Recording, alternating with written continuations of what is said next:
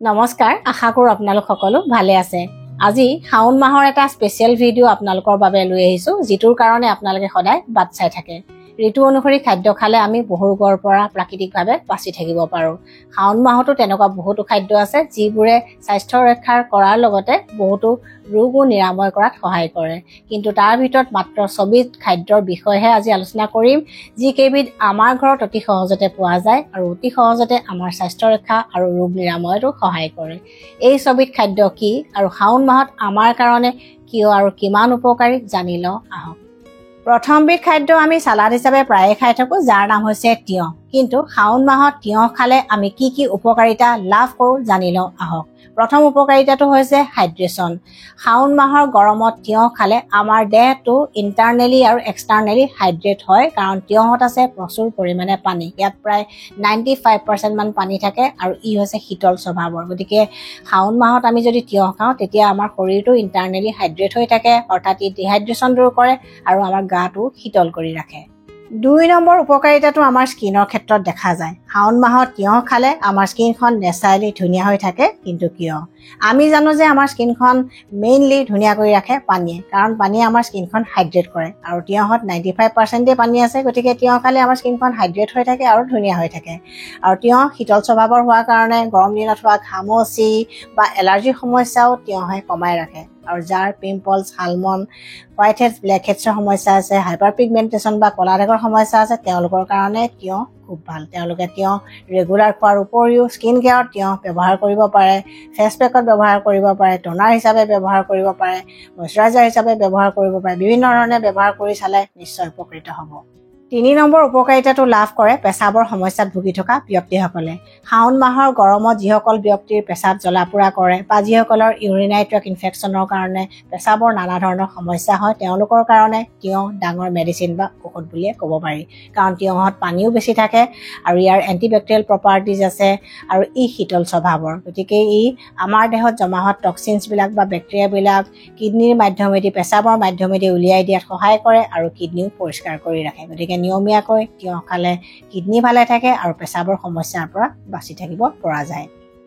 ৪ number উপকাৰিতাটো লাভ কৰে diabetes পেচেণ্টসকলে। শাওন মাহত ডায়েবেটিছ পেচেণ্টসকলে তিয়ঁহ নিয়মীয়াকৈ নিশ্চিন্ত মনে খাব পাৰে, কাৰণ ইয়াৰ গ্লাইচেমিক ইণ্ডেক্স আৰু গ্লাইচেমিক লোড কম হোৱাৰ কাৰণে ব্লাড চুগাৰ কণ্ট্ৰল কৰাত সহায় কৰে। আৰু ডায়েবেটিছ পেচেণ্টসকলৰ যিসকলৰ পেচাবৰ সমস্যা আছে সেই সমস্যাবিলাকো কম কৰে। আৰু যিসকলৰ পাচন তন্ত্ৰ সম্বন্ধীয় সমস্যা যেনে কনষ্টিপেশ্যনৰ সমস্যা আছে, তেওঁলোকৰ কাৰণেও উপকাৰী। গতিকে তিয়ঁহ তেওঁলোকৰ কাৰণে খুব ভাল। ৫ নম্বৰ উপকাৰিতাটো সেইসকল ব্যক্তিয়ে লাভ কৰে যিসকলে দেহৰ এক্সট্ৰা চৰ্বি কমাই ফিট থাকিব খোজে। বিভিন্ন গৱেষণাৰ তথ্যৰ মতে তিয়ঁহে ফেট লছ বা ৱেইট লছত সহায় কৰে, কাৰণ ইয়াত কেলৰি কম থাকে, ফাইবাৰ বেছি থাকে আৰু ই হৈছে হাইলি নিউট্ৰিচিয়াছ। অৰ্থাৎ পুষ্টিহীনতাত নুভুগাকৈ যদি দেহৰ এক্সট্ৰা চৰ্বি কমাই ফিট থাকিব খোজে, তেন্তে নিয়মীয়াকৈ তিয়ঁহ খোৱাৰ অভ্যাস কৰক। বিশেষকৈ খাদ্য খোৱাৰ আধা ঘণ্টামানৰ আগতে যদি তিয়ঁহৰ চালাড খোৱা যায়, তেতিয়া ই ৱেইট লছত যথেষ্ট সহায় কৰে। কাৰণ চালাড যদি খোৱা যায় তেতিয়া ভাতৰ পৰিমাণ নিজে নিজে কমি যায় আৰু পুষ্টিহীনতাটো ভোগা নাযায়। গতিকে নিউট্ৰিচিয়াছ হোৱাৰ কাৰণে তিয়ঁহ আপুনি ডেইলি চালাড হিচাপে অন্তৰ্ভুক্ত কৰিব পাৰে বা ডায়েটত অন্তৰ্ভুক্ত কৰিব পাৰে। কোনটো সময়ত তিয়ঁহ খালে ভাল আৰু কোনটো সময়ত তিয়ঁহ খালে বেয়া, এই কথাবিলাকো আমি সকলোৱে জনাটো দৰকাৰ। কাৰণ খাদ্য খোৱাৰ নিয়মবিলাক বা খাদ্য খোৱাৰ বিধিবিলাক আমি সকলোৱে জানিলে খাদ্যৰ উপকাৰিতাসমূহ আমি লাভ কৰোঁ। আয়ুৰ্বেদ শাস্ত্ৰমতে তিয়ঁহ সদায় দিনৰ ভাগতে খাব লাগে। বিশেষকৈ ৰাতিপুৱা খালী পেটত যদি তিয়ঁহ খোৱা যায় তেতিয়া বহু ৰোগৰ পৰা বাচি থাকিব পাৰি, নাইবা ব্ৰেকফাষ্ট বা লাঞ্চৰ আগতো তিয়ঁহ খাব পাৰি। কিন্তু সন্ধিয়াৰ সময়ত বা ৰাতি পৰাপক্ষত তিয়ঁহ খাব নালাগে, কাৰণ সেইটো সময়ত তিয়ঁহ খালে গেছ, বদহজম বা কিছুমানৰ পেটৰ সমস্যা হোৱাৰ সম্ভাৱনা থাকে। অৱশ্যে সকলোৰে ক্ষেত্ৰত এনেকুৱা সমস্যা নহয়। যিসকলৰ ডাইজেষ্টিভ ছিষ্টেমটো অলপমান কমজুৰি হয় বা হজমি শক্তি কম বা তেওঁলোকৰ পেটৰ সমস্যা থাকে, তেওঁলোকে পৰাপক্ষত তিয়ঁহ ৰাতি নোখোৱাই ভাল। ২ নম্বৰ খাদ্যবিধ প্ৰসাদ, চাটনি, চালাড, বৰ, দাইল আদি বিভিন্ন ধৰণে আমি বনাই খাওঁ, যাৰ নাম হৈছে গাজি মগু বা গজালি ওলোৱা মগু। কিন্তু শাওন মাহত গাজি মগু বা গজালি ওলোৱা মগু আমাৰ কাৰণে কিয় আৰু কিমান উপকাৰী?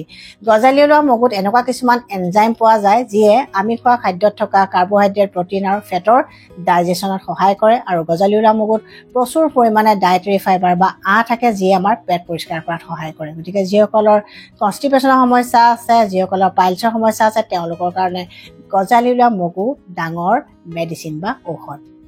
গজালি লোৱা মগু যে এটা নেচাৰেল ইমিউনিটি বুষ্টাৰ এই কথাটো হয়তো আমি প্ৰায়ে নেভাবো বা নেজানো, কিন্তু মগুত বিভিন্ন ধৰণৰ ভিটামিন আছে, খনিজ পদাৰ্থ আছে আৰু এণ্টিঅক্সিডেণ্ট আছে যিয়ে আমাৰ দেহটোক বিভিন্ন ৰোগৰ পৰা বচাই ৰাখে আৰু ফ্ৰী ৰেডিকেল ডেমেজৰ পৰাও বচাই ৰাখে। গতিকে প্ৰাকৃতিকভাৱে ৰোগ প্ৰতিৰোধ ক্ষমতা যদি শক্তিশালী কৰিব খোজে তেন্তে শাওণ মাহত গজালি লোৱা মগু খাওক। মাংসপেশী যদি ভেজ প্ৰটিনেৰে সবল কৰিব খুজিছে তেন্তে নিয়মীয়াকৈ গজালি লোৱা মগু খাওক, কাৰণ গজালি লোৱা মগুত প্ৰচুৰ পৰিমাণে প্ৰটিন আছে যিয়ে আমাৰ মাংসপেশী সবল বা মজবুত কৰাত সহায় কৰে। বিশেষকৈ যিসকলে জিমত ৱৰ্কআউট কৰে তেওঁলোকে নিয়মীয়াকৈ গজালি লোৱা মগু খালে নিশ্চয় উপকৃত হ'ব। গজালি লোৱা মগু খালে আমাৰ স্কিন আৰু চুলি নেচাৰেলি ধুনীয়া হয়, কিন্তু কেনেকৈ? আমাৰ স্কিন আৰু চুলি প্ৰধানকৈ প্ৰটিনেৰে গঠিত আৰু গজালি লোৱা মগুতো প্ৰচুৰ পৰিমাণে প্ৰটিন থাকে। তাৰ উপৰিও স্কিন আৰু চুলিৰ গঠনৰ কাৰণে প্ৰয়োজন হোৱা যিমানবোৰ ভিটামিন বা খনিজ পদাৰ্থ লাগে সেই সকলোবিলাক উপাদানেই গজালি লোৱা মগুত পোৱা যায়। গতিকে ই স্কিন টনিক বা হেয়াৰ টনিকৰ দৰে কাম কৰে। গতিকে আমি ছাপ্লিমেণ্টৰ সহায় নোলোৱাকৈ স্কিন আৰু চুলি ধুনীয়া কৰি ৰাখিব পাৰোঁ। গতিকে নিয়মীয়াকৈ গজালি লোৱা মগু খোৱাৰ অভ্যাস কৰিলে স্কিন আৰু চুলি নেচাৰেলি ধুনীয়া হৈ থাকিব। এজন সুস্থ আৰু নিৰোগী ব্যক্তিয়ে গজালি লোৱা মগু নিশ্চিন্ত মনে খাব পাৰে, কিন্তু কিছুমান মানুহে হয়তো গজালি লোৱা মগু হজম কৰিব নোৱাৰে। গতিকে কোনে কোনে গজালি লোৱা মগু খাব নালাগে জানি লোৱাটো দৰকাৰ। যাৰ গেছ, বদহজম, পেট ফুলা, ডিচেণ্ট্ৰি, ডায়েৰিয়া, IBS-ৰ সমস্যা আছে তেওঁলোকে পৰাপক্ষত গজালি লোৱা মগু খাব নালাগে বা খালেও সিজাইহে খাব লাগে, কাৰণ কিছুমানৰ ক্ষেত্ৰত এই সমস্যাবিলাক বঢ়া দেখা যায়। গতিকে খাদ্যবিলাকৰ উপকাৰিতাৰ লগতে অপকাৰিতাৰ কথাও আপোনালোকক জনাই যাওঁ যাতে সকলো উপকৃত হয়। 3 নম্বৰ খাদ্যবিধ হৈছে অসমৰ কেইবিধমান থলুৱা টেঙা পাত শাক। মধুসোলেং বা টেঙা মৰা এনেকুৱা ধৰণৰ টেঙা পাত শাকবোৰ শাওণ মাহৰ কাৰণে খুব উপকাৰী, কাৰণ এনেকুৱা ধৰণৰ পাত শাক বা টেঙা শাকে আমাৰ পেটৰ সমস্যা কিছুমান কমাই ৰাখে। বিশেষকৈ ডিচেণ্ট্ৰি, ডায়েৰিয়া আদি পেটৰ সমস্যা সহজতে নহয়, জণ্ডিছ নহয় আৰু পেচাবৰ সমস্যাৰ পৰাও আমাক নেচাৰেলি বচাই ৰাখে। গতিকে এনেকুৱা টেঙা পাত শাকৰ জুতি লওক আৰু বহু বেমাৰৰ পৰা বাচি থাকক। 4 নম্বৰ খাদ্যবিধ হৈছে 3 বিধ গ্ৰীষ্মকালীন পাচলি, কোমোৰা, জাতিলাও আৰু কুন্দুলি। কিন্তু শাওণ মাহত এই 3 বিধ পাচলি আমাৰ কাৰণে কিয় আৰু কিমান উপকাৰী? জাতিলাও আৰু কোমোৰাত প্ৰচুৰ পৰিমাণে পানী থাকে আৰু পানী থকা পাচলিবিলাক গৰম দিনৰ কাৰণে উপকাৰী বুলি আপোনালোকে ইতিমধ্যে নিশ্চয় গম পাইছে। তাৰ উপৰিও কোমোৰাৰ কেইটামান বিশেষ উপকাৰিতা আছে যিকেইটা হয়তো আমি বহুতেই নাজানো। কোমোৰা ব্ৰেইনৰ কাৰণে এটা ডাঙৰ টনিক বুলিয়ে ক'ব পাৰি। আয়ুৰ্বেদ শাস্ত্ৰ মতে কোমোৰাই আমাৰ মগজু শীতল কৰি ৰাখে আৰু ব্ৰেইন টনিকৰ দৰে কাম কৰে। বিভিন্ন আয়ুৰ্বেদিক ঔষধ কোমোৰাৰ পৰা প্ৰস্তুত কৰা হয় যিবোৰ আমি বিভিন্ন ৰোগৰ চিকিৎসাত ব্যৱহাৰ কৰি থাকোঁ। কোমোৰা আৰু জাতিলাওৱে ফেট লছ বা ৱেইট লছতো সহায় কৰে। গতিকে বিজ্ঞানসন্মতভাৱে স্বাস্থ্যসন্মত উপায়েৰে দেহৰ এক্সট্ৰা চৰ্বি কমাই যদি ফিট থাকিব খোজে তেন্তে খাদ্য তালিকাত কোমোৰা আৰু জাতিলাও অন্তৰ্ভুক্ত কৰিব পাৰে। আৰু যাৰ উচ্চ ৰক্তচাপ থাকে, যাৰ ডায়েবেটিছ থাকে, যাৰ কলেষ্ট্ৰলৰ সমস্যা থাকে, এই সকলোবিলাক মানুহৰ কাৰণে এই দুবিধ পাচলি মহৌষধ বুলিয়ে ক'ব পাৰি। শাওণ মাহত জাতিলাও আৰু কোমোৰা খালে আমাৰ স্কিনখন নেচাৰেলি ধুনীয়া হৈ থাকে, পেচাবৰ সমস্যা সহজতে নহয় আৰু ডিহাইড্ৰেশ্যনো দূৰ হয়। যিসকলৰ ইউৰিক এচিডৰ সমস্যা আছে তেওঁলোকৰ কাৰণে ডাঙৰ মেডিচিন বা ঔষধ হৈছে কুন্দুলি। তেওঁলোকে নিয়মীয়াকৈ কুন্দুলি খাদ্য তালিকাত অন্তৰ্ভুক্ত কৰিব পাৰে আৰু কুন্দুলি এটা বিশেষ নিয়মত খালে বেছি ভাল ৰিজাল্ট পোৱা যায়।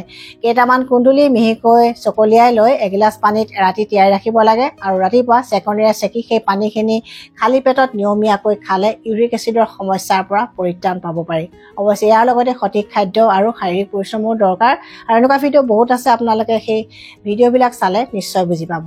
5 নম্বৰ খাদ্যবিধ হৈছে আমাৰ সকলোৰে চিনাকি আৰু সকলোৰে প্ৰিয় নেমু টেঙা। ভাতৰ লগত এডোখৰকৈ নেমু খোৱাৰ অভ্যাস কৰিলে বা নেমু পানী খোৱাৰ অভ্যাস কৰিলে আমি ভিটামিন চি ছাপ্লিমেণ্ট কিনি নেখালেও হ'ল বা আইৰণ টনিক কিনি নেখালেও হ'ল, কাৰণ নেমুত আছে প্ৰচুৰ পৰিমাণে ভিটামিন চি যিয়ে আমাৰ দেহৰ ইমিউনিটি ষ্ট্ৰং কৰে আৰু ইয়াত থকা ভিটামিন চিয়ে আইৰণ টনিকৰ দৰেও কাম কৰে, কাৰণ ভিটামিন চিয়ে খাদ্যত থকা আইৰণৰ শোষণত সহায় কৰে। গতিকে টেঙা খালে তেজ পনীয়া নহয়, টেঙা খালে আমাৰ তেজ বাঢ়েহে।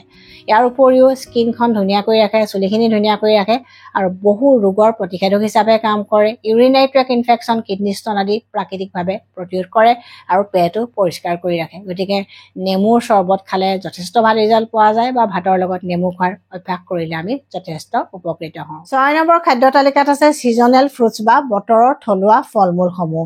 আমি যদি বতৰৰ থলুৱা ফল মূলসমূহ খাওঁ তেতিয়া আৰ্টিফিচিয়েল ভিটামিন ছাপ্লিমেণ্ট বা টনিক কিনি নেখালেও হ'ল বা কেতিয়াবা মেডিচিনৰো প্ৰয়োজন নাইকিয়া হয়, কাৰণ আমাৰ দেহৰ কাৰণে প্ৰয়োজন হোৱা ভিটামিন ভিটামিন খনিজ আৰু এন্টিঅক্সিডেন্টসমূহ প্ৰায়বিলাক ফল মূলতেই পোৱা যায় আৰু এইবিলাকে কিছুমান বেমাৰত ঔষধৰ দৰে কাম কৰে আৰু আমি খাই থকা আম কঁঠাল আনাৰস অমিতা কল এনেকুৱা ধৰণৰ ফল মূলবিলাকত প্ৰচুৰ পৰিমাণে ভিটামিন এ থাকে যিয়ে আমাৰ চকুৰ দৃষ্টিশক্তি অটুট ৰখাত সহায় কৰে স্কিনখন ধুনীয়া কৰি ৰাখে আৰু ইমিউনিটিও ষ্ট্ৰং কৰে পনিয়ল লেটেকু ডালিম মধুৰিআম এনেকুৱা ধৰণৰ ফল মূলবিলাকত প্ৰচুৰ পৰিমাণে আইৰণ ফলেট থাকে যিয়ে নেচাৰেল আইৰণ টনিক হিচাপে কাম কৰে গতিকে এনেকুৱা খাদ্যবোৰ খালে ৰক্তহীনতাত বা এনিমিয়াত ভোগাৰ সম্ভাৱনা কমি থাকে থেকেৰা টেঙা কৰ্দৈ টেঙা কৰজা টেঙা বিলম্বী টেঙা এনেকুৱা ধৰণৰ থলুৱা টেঙাবিলাকত প্ৰায়ে ভিটামিন চি পোৱা যায় যিয়ে আমাৰ দেহৰ ইমিউনিটি বা ৰোগ প্ৰতিৰোধ তন্ত্ৰ শক্তিশালী কৰে আৰু বহু বেমাৰৰ প্ৰতিষেধক হিচাপে কাম কৰে গতিকে থলুৱা ফল মূলসমূহ শাওণ মাহত যি পায় আপোনালোকে খাবলৈ চেষ্টা কৰক আৰু বহু ৰোগৰ পৰা বাচি থাকক আৰু বহুতো খাদ্য আছে যিবিলাক থলুৱা খাদ্য আপোনালোকৰ আশে পাশে অতি সহজতে পোৱা যায় সকলোবিলাক খাওক আৰু সুস্থ থাকক যদি ভিডিঅ'টো চাই ভাল পাইছে তেন্তে শ্বেয়াৰ কৰি দিব আৰু নতুন ভিউৱাৰ্ছসকলে মোৰ চেনেলটো ছাবস্ক্ৰাইব কৰিবলৈ নাপাহৰিব ষ্টে হেল্ডি ষ্টে হেপী